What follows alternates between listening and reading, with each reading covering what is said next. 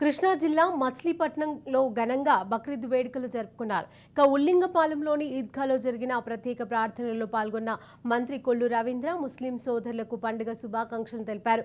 గత వైసీపీ ప్రభుత్వంలో ముస్లిం మైనార్టీలకు ఆగిపోయిన సంక్షేమ పథకాలను పునరుద్ధరిస్తామని హామీ ఇచ్చారు.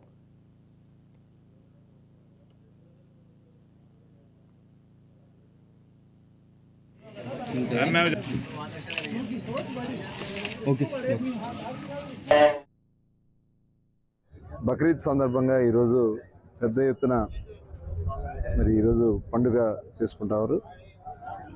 రంజాన్ మాసం తర్వాత అతిపెద్ద పండుగ బక్రీద్ పండుగ. త్యాగానికి నిరతగా చెప్పుకునేటటువంటి పండుగ.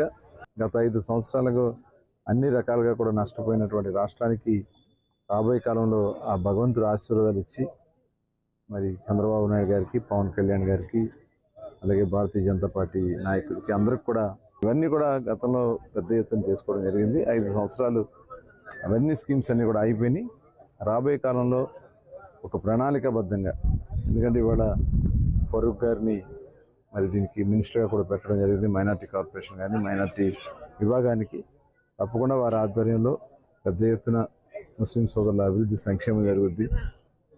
గతంలో హజ్ యాత్రకి వెళ్ళాలన్నా కూడా దానికి హజ్ భవన్లు, వాళ్ళకి